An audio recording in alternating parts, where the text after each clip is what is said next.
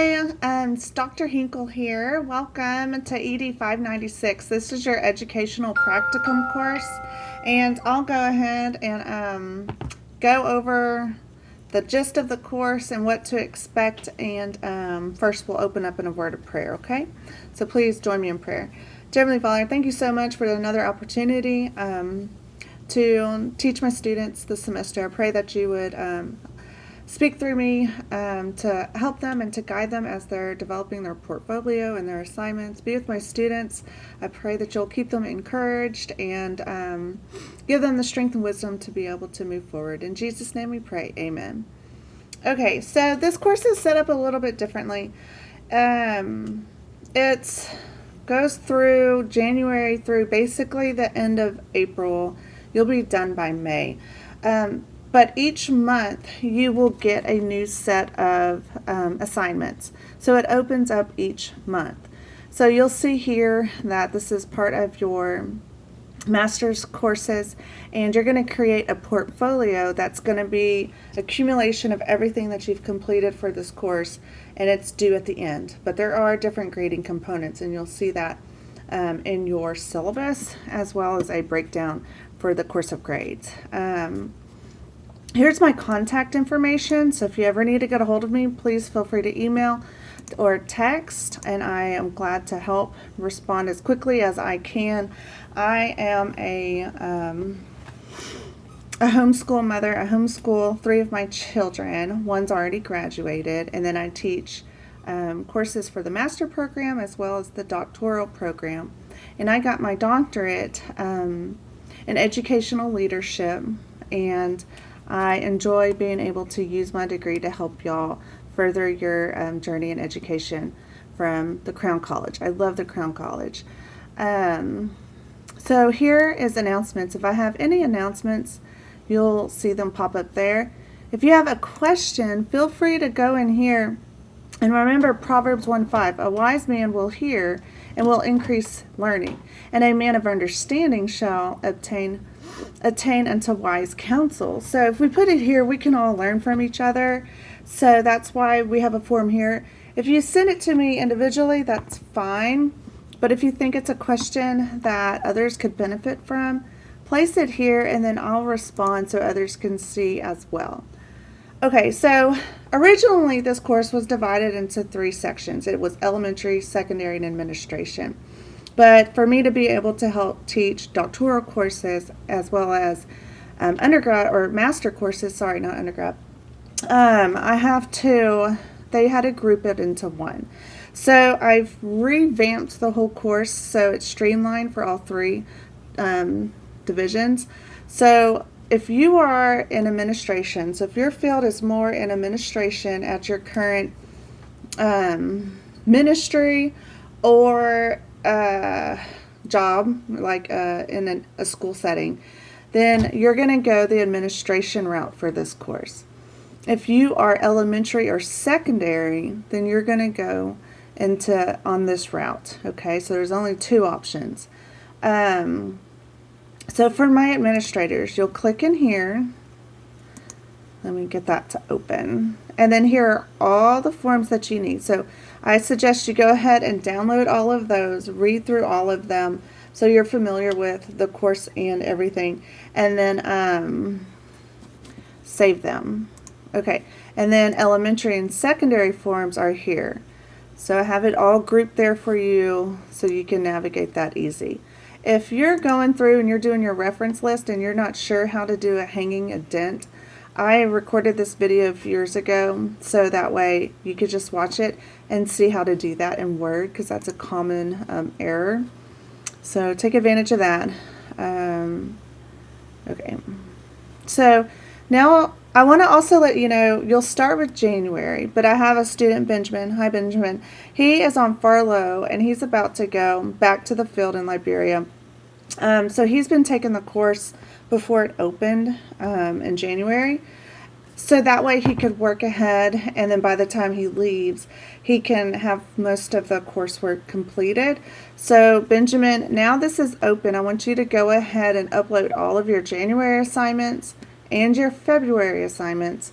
And I went ahead and I opened March also, so it's available January 5th. I didn't restrict it so that you can go ahead and start your March assignments. But that does not mean that everybody else in the course needs to worry about February or March. We're not going to work ahead. We're just going to focus on January. So that's just for Benjamin. And then Benjamin, as we get closer, I can open up April for you, and then the final and the portfolio. Okay. So let's just go ahead and open January. And here is what we're seeing. So at the beginning of each month, you'll see the video, which you're watching now, and it'll just go over as we're doing now. And then it's going to be divided. So if it says all students, that's no matter what division you're in, you're going to complete these assignments. And then I have it divided in headings. So this is my administration students. You're going to complete this. And then my elementary and secondary students, this is just for you. And then we're back down here for all students. Okay. So I'm going to go through this as best I can to kind of help you get familiar with what you're expected to do. So if you look in your syllabus, hopefully you have that printed, and I'm going to flip to what I need to talk to you about right now. Okay, not your syllabus. Go to your portfolio components. The title of it says portfolio components, and you'll find that at the top where all of your assignments are, your documents. Okay, so you see where it says for elementary and secondary, it's action research project number 5, okay? It says students must complete a small action research project that meets the needs of the school. The researcher can either use qualitative or quantitative. The research will either be one of those. It is preferred that the research is part of an overall school improvement plan. So you're looking at your school improvement plan, and you're going to decide what can I do to help? So it's an action research project. So you're going to say, okay, what do we need to improve on? And then you're going to create and do a study to help answer that question. So skip the part where it says the Dean of Graduate School will also help you. That's just going to be me helping you. And then the third bullet, the research project must be 12 to 15 pages in length, but that does not include your title page or your reference page. So it's 12 to 15 total without those. Double-spaced, APA, and you're going to include the 5 different parts of research, which you've done with me before in our research course, which is your introduction. You're going to do a lit review. It's going to be a small one because the whole thing's only 12 to 15 pages. Methodology. So you're going to choose what method you're going to use, qualitative, quantitative, and then go from there. You're going to analyze your results, okay? And you're going to give me a conclusion. So you're going to actually conduct this study, okay? You're going to help improve something through your research, okay, at your school. So your reference page is going to be at least 15 peer-reviewed research journal articles. Let me flip to my administrators.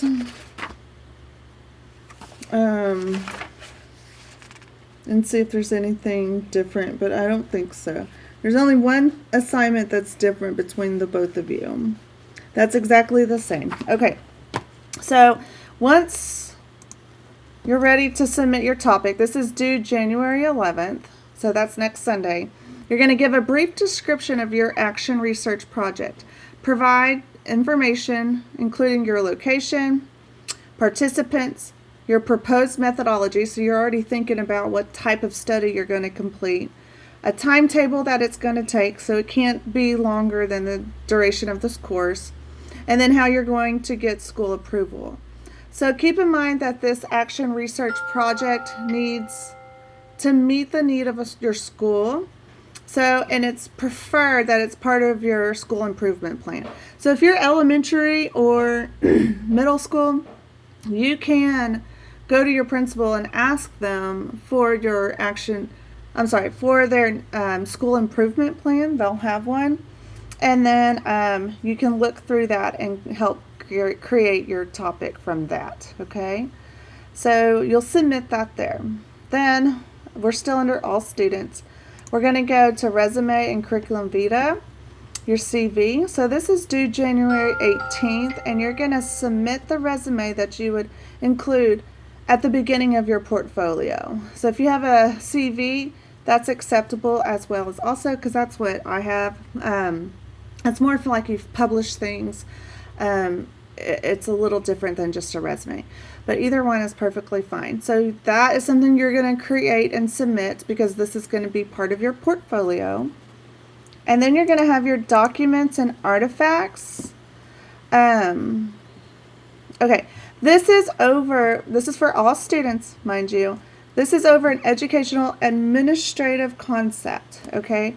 So this is due January 18th as well. So I'm going to read through this, so hopefully I can clear up any misconceptions that you may have. Provide a description of your educational administrative concept for approval. This concept will guide your documents and artifacts section of your portfolio. So let me see.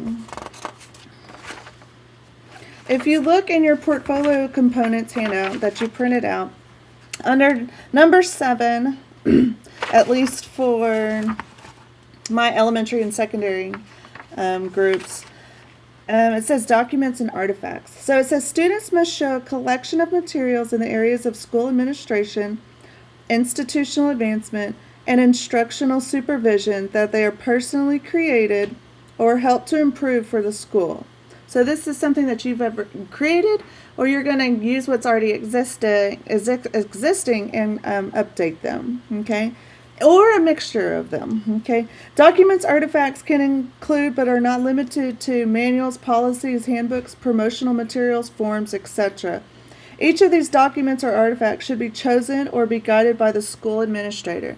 So be sure you're working with your administrator if you're not an administrator, so that you're doing things that are helping your school, okay? Or your ministry if you're in ministry. So students will begin this section with a list of documents and artifacts, including the title of each document, as well as a brief explanation of what changes were made or created. Students will then provide a copy of each document or artifact. If a document or artifact was improved by the student, they should provide the original copy of it along with the improved copy. So that way we can see the difference on what you created, okay? So let me pause right there and get back over here. So this is wherever you're currently employed or your situation. If possible, you're going to create or update an administrative procedure at your school. For example, if you're in leadership, for instance, an assistant principal, you could consider creating or updating your student disciplinary policies and procedures.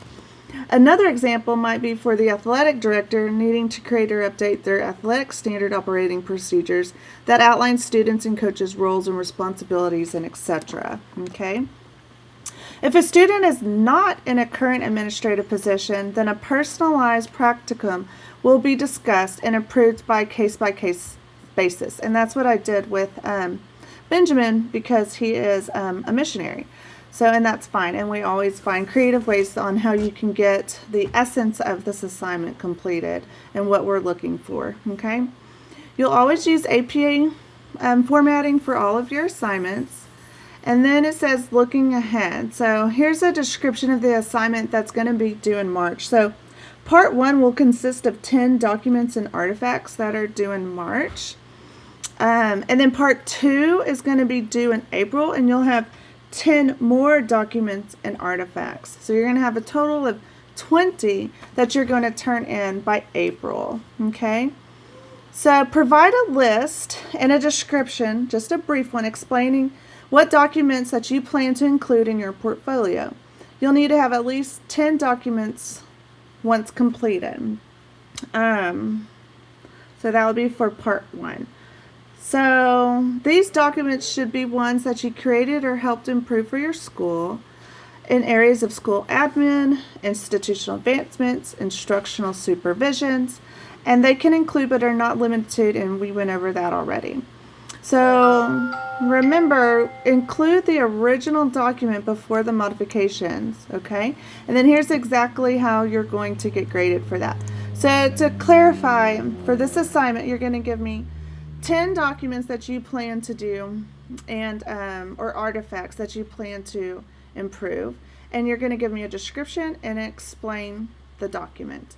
So you're just giving me the list. So by March, you're going to have given me 10 that you have, and you're going to update and upload those. And then in April, you'll do 10 more. So right now, you're just making a list, okay? At least 10. That way you can kind of start thinking about this assignment in its entirety. So I hope that's clear and y'all understand that.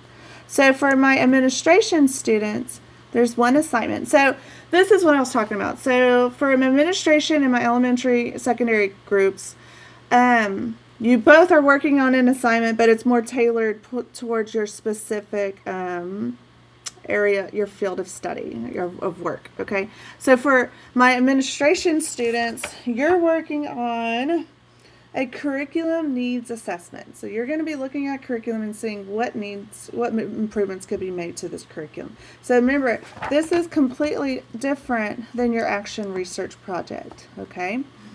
For my elementary students, you're going to be working on a curriculum unit project. So let me go over each of those. First, I'll go over my admin students. So you'll click this open. Okay, so for your curriculum needs assessment, let me see. We are doing my administration. Let me get to that portfolio real quick. So if you'll go and find it in your portfolio components, curriculum needs assessment is number 6, okay? It says, the objectives of a needs assessment are twofold. Number 1, you're going to identify the needs of learners not being met by the existing curriculum, okay? Secondly, to form a basis for revising the curriculum in such a way that is to fulfill as many unmet needs as possible. So what needs are not being met by your curriculum? What gaps are there? And then you're going to figure out how to revise it to fill those gaps, okay? So for this assignment, you're going to set and validate curriculum goals. The curriculum goals will be transformed into curriculum objectives. Okay, and then it goes into different steps. Step 1, perceived needs approach. Step 2, data collection. Step 3, analyze data and create goals and objectives. So first, let's go over this assignment here. This will be due at the end of the month, January 25th. So the objectives of a needs assessment, and I just read that. So please identify the curriculum you will evaluate for your needs assessment. So that's the first thing you're going to do. Once you've identified the curriculum you'll be evaluating, you're just going to write a short essay explaining which curriculum you've chosen and why you've chosen it. Okay? And be as descriptive as possible, but include what you hope to gain from this assignment once complete. So you're just getting your head wrapped around what curriculum you're going to be analyzing, okay? So you'll get graded 10 points for identifying the curriculum. Then if the essay explains why it was chosen, and if the essay explains what student hopes to gain through this assignment. So what do you hope to gain by completing this assignment, okay? So let me know if you have any questions. Now for my elementary and secondary students, you're going to do a curriculum unit, okay? So go ahead and pull that up in your portfolio components as well. Let me grab that. Okay, it's number 6, curriculum unit project. So I'll read from here first. It says students will select a topic that is age appropriate, so whatever if you're elementary or secondary, to develop a curriculum unit. The curriculum unit must cover a span of 8 to 12 weeks. The topic selected should be independent or expand beyond what is covered in your textbook, so something beyond that for that subject or grade that you're looking at. It is highly recommended that the student develop a curriculum unit that they could use in their future teaching career. The curriculum unit project should include the following parts. And you're going to have a scope, a sequence, monthly lesson overview, and all of these have templates that I showed you at the very beginning of this video. Daily lesson plans, teaching materials, technology implementation, and educational assessments. So please read over each section so you know exactly what you're going to be looking to do this semester. So this is due Sunday at the end of the month on the 25th. Please provide a description of your curriculum unit project for approval. Provide pertinent information such as the subject area, grade level, timetable, etc. Also, please explain how this project expands your current curriculum. So you see, I'm trying to get you to focus on what you're going to get graded on here. So make sure you're thinking about how is this going to expand my current curriculum, okay? It's not something that's already in your curriculum. As always, please use your APA manual to make sure your formatting is spot on. And then here's exactly how you're going to get graded. You'll get 10 points for your description of the curriculum unit, okay? What you're going to do. And then what subject area it is, please let me know. What grade level it is. The timetable provided, okay? So how long is your curriculum unit supposed to take, okay, to teach it? And explain how it's going to expand the current curriculum, okay? So once you've completed that, you will submit that for grading. Now we're back to all students. So all students will complete this, and I'll go over this once. I won't go over it again for redundancy's sake. So let's go ahead and go over your activity logs. So let me pull that up. You will print out the form, and I have it printed here. Let me grab it.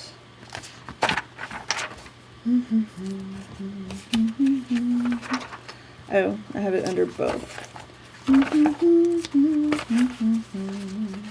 Okay, activity logs, that's what we're doing.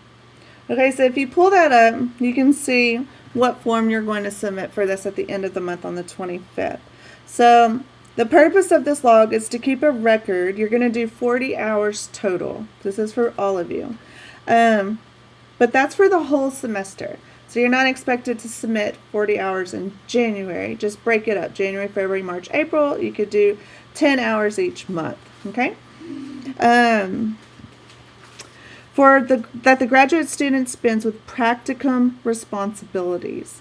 Okay, so this practicum time log must be completed by the student and turned in at the end of each month. The log is used to record time spent on the activities, practicum activities, okay, such as meeting with your school personnel, administration, teachers, coworkers, parents, your school functions, including student extracurriculars, observing school administrators, leaders, teachers, and functions, and various field experiences such as lesson planning, tutoring, teaching, lunch, recess duty, with a limit of only 20 hours coming from these.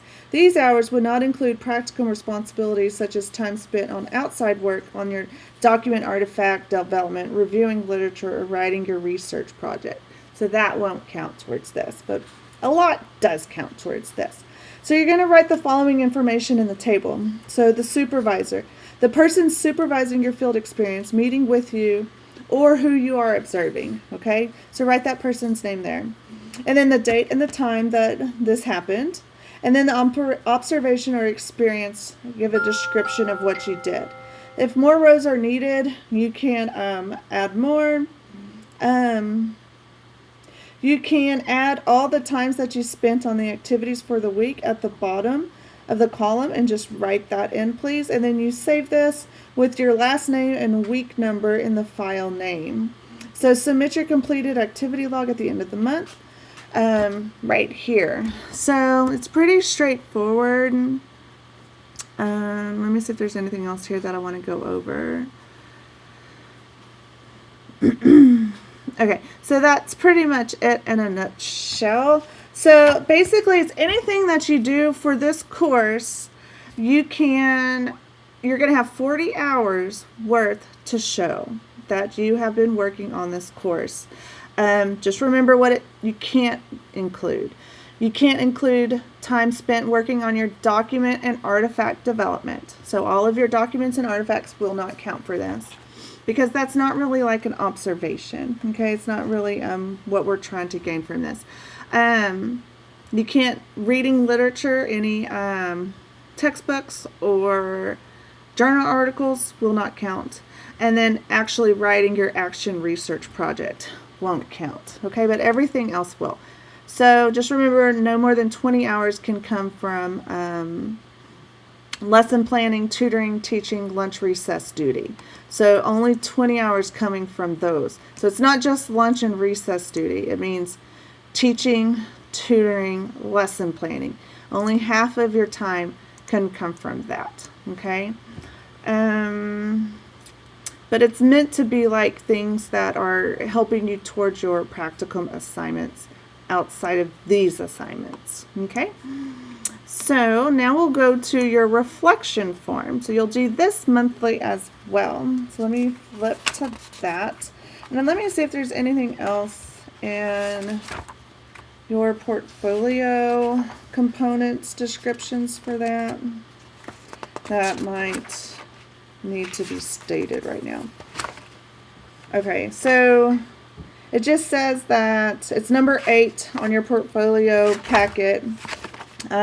Students will complete a weekly activity log listing time spent on those responsibilities with college and school personnel, school functions, observation, field experiences, etc. Students are required to log a minimum of 40 hours of practicum responsibilities, not on those other items that we already talked about.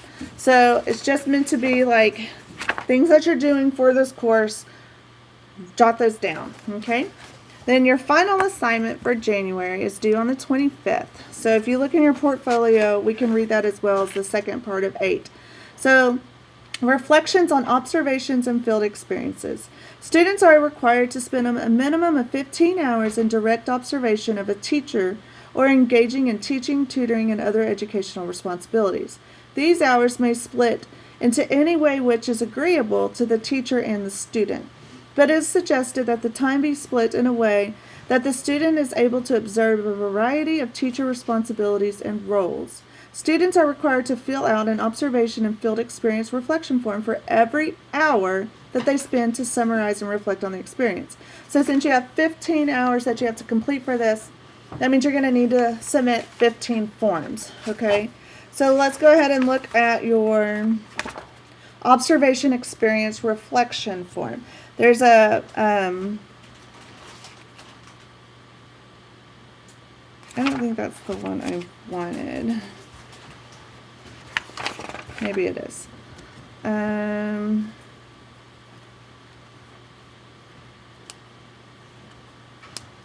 thought there was another paragraph that I added that I liked. Let me look. I'm going to go to forms.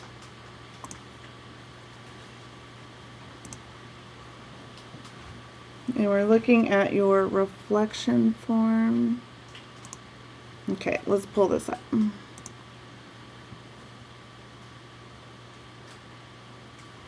Okay, so this is the one. I'm going to replace this. I thought this looked outdated. So let me print this off, and I'm going to update that in my portfolio binder. Print. Okay, so here's your form, and this is the same for both, okay, for both groups. So the purpose of the observation, this form, is to allow you to reflect on lessons learned from different experiences and observations of the practicum. One of the forms should be filled out for every hour, okay? So you're going to have 15 forms, 1 per hour. The graduate student's response should be in essay format and should provide depth and insight into the graduate student's thoughts regarding the observation experience. So you need to be able to upload this as a Word document, and then type into it and type your essay. So this isn't enough room to give me a summary right here. You'll give yourself more spacing, okay? And then the same thing for the reflection component there. Okay, so the graduate student will provide a summary essay, and it's going to just detail what you've observed or experienced. And they will provide a reflection essay detailing what they took away from their observation or experience. Note, students complete 15 reflections on the 15 of the activities recorded on the practicum log. So your practicum log, you can write reflections for each one of those, okay? So it's going to kind of overlap. So as you do your activity, then you can go ahead and write your summary and reflection on that. Okay, they can align that way. Overlapping is permitted. Okay, now this was the new paragraph that wasn't on my form that I knew was there. So it says also, if the student has already completed, so if you've already completed an internship where you had observations to be required at some point in your education, then you don't have to complete the 15 observation hours. Now remember, you still have to do your activity log, so that doesn't excuse it off of your activity log. But if you had observation hours for this, here's what you can do. Instead, use that time to complete other practicum related activities, such as reading educational books or articles related to your action research project. Because remember, this doesn't count on your other assignment for your activity log, but it would count for doing your reflection forms, okay? Watching CEUs, continuing educations, or something that will enhance their learning in this class. So I give you some freedom to choose something there. You're required to do all of the 15 reflections for a total of 15 hours, okay? So you're going to submit 15 by the end of the semester, and then submit those forms by the end of each month. So that does not mean that you need to complete all 15 in January. So space them out. Just submit what you have each month, and then I'll keep track of those, and then make sure you're receiving credit, and then also make sure that you're getting 15 in there as well. So I believe that's everything. Here's where you'll submit that assignment. Feel free to read through this. You'll get 10 points for submitting that in your rubric. So if y'all have any questions about the course as you're working through your January assignments, please just email me or text me, and I am here to help you and guide you through that. And I look forward to giving you feedback and reading your topics and seeing what you choose to do for each of these assignments. So thank you so much for your time. I really appreciate it, and y'all have a fantastic month. Take care. Bye-bye.